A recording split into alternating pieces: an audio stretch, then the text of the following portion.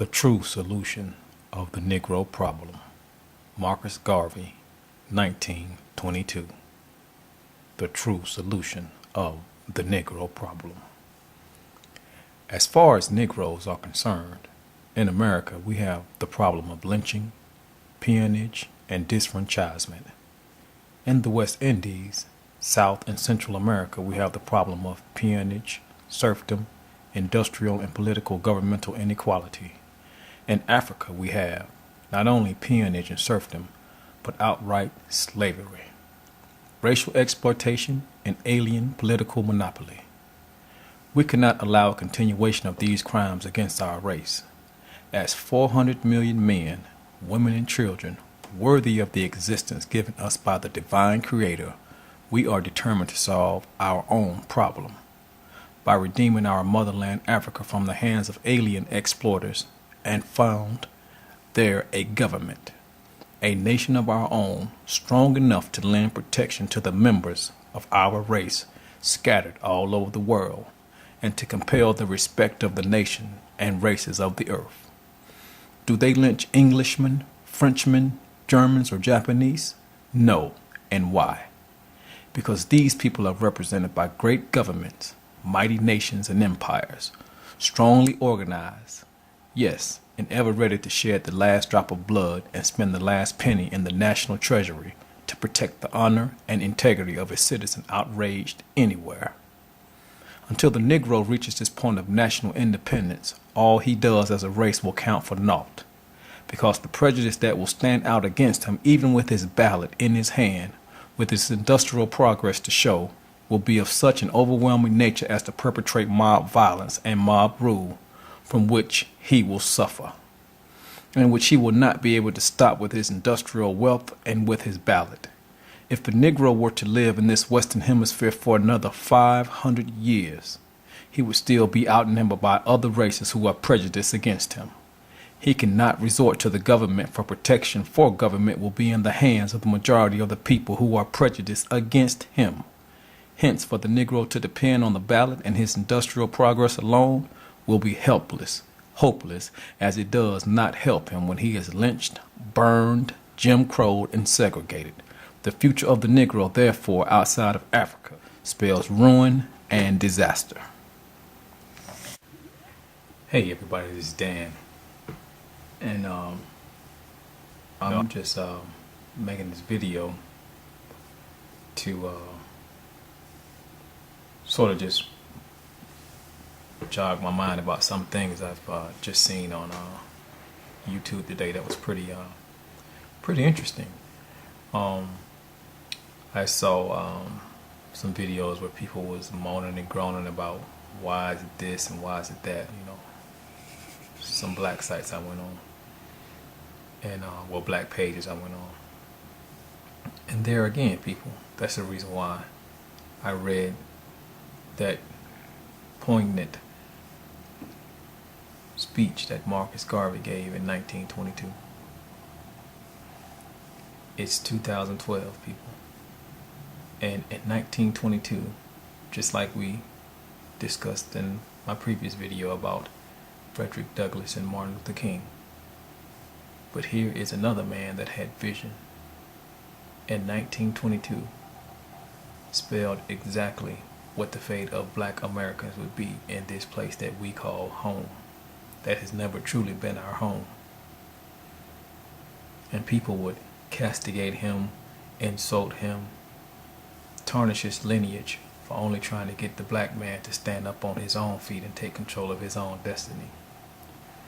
Now, I say that to say this.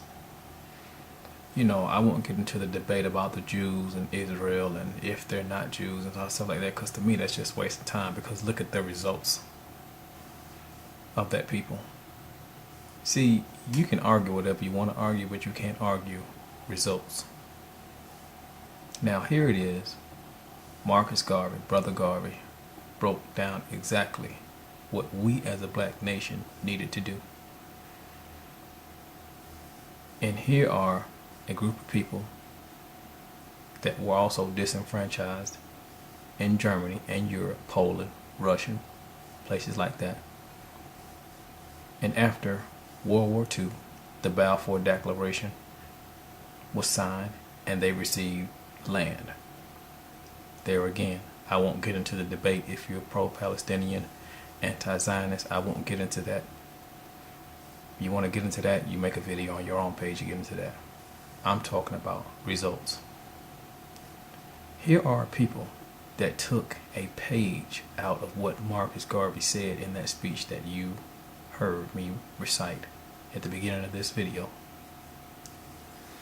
Not only did they take land, they invested in their own future, the future of their children and the survival of their race. Now the world has to respect them because they have power. There again, I don't care how they got it. I don't care how they keep it. The point is they have it. Recently they surpassed England in the amount of nuclear missiles that they have. It's now between 400 and 500. They currently have a capability to strike every city in Europe, every major city in Europe, which means they will never be victimized again. There again, power. I don't care how you got it for your people, and you're keeping it for your people. So here we are in America as Black Americans, African Americans, former slaves, and we're moaning and groaning about why, and we never picked up on the reasons why. The reasons why is because we didn't leave Massa. We chose to stay here in a place that was never going to be balanced for us. And I saw a video earlier and the title was Balance. Newsflash, there never will be balance in America. It was not set up for that, because if it was up to Lincoln, and he should have done that, his plan was to ship all of us back to Africa. So what if we didn't know anybody over there? It's called reconnecting, not being afraid to step out on your own and do what you have to do to reestablish who you are. I'm sure the Jews went through the same thing after World War II, when their family members were killed, gassed, assassinated. I'm sure they had the same fears also going to a strange land. And keep in mind, in 1922, when Marcus Garvey made that speech, it was 400 million black men, women, and children in the world. And what did he point out in 1922? The same things that plague Africa today. Colonialism, imperialism from foreign entities. Nigeria, prime case example.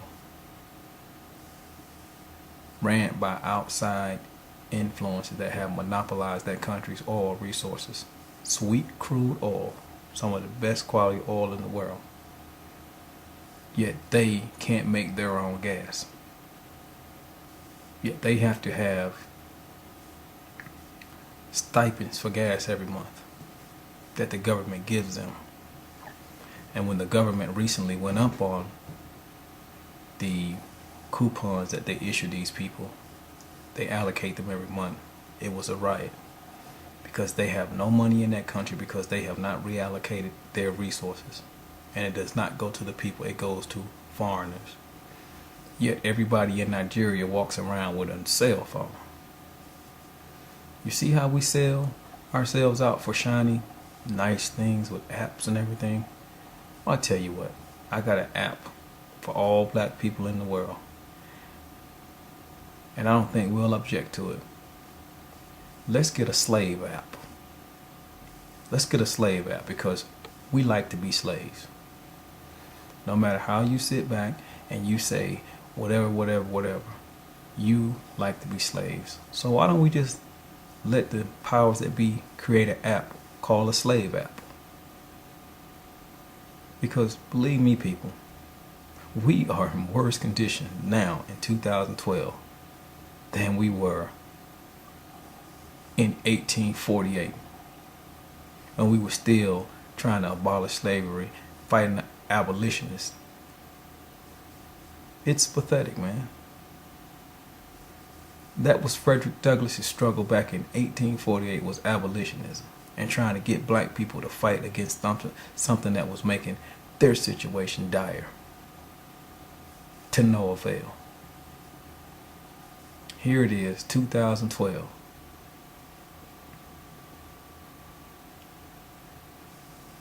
And all we worry about is sending negative images to our children, letting our children be privy to things that they shouldn't see. Stereotypes are imprinted on our children from people that don't have our interests at heart at all. All day long, our kids are fed bullshit. And mind you, our race is the only race that are bottom feeders. We were bottom feeders during slave times, and we are still bottom feeders because we accept all the bullshit that other people give us. And that will be the subject of my next video. Who shapes our children's future? Why we let them shape it? And what are we going to do to stop it besides sitting back, bullshitting, marching?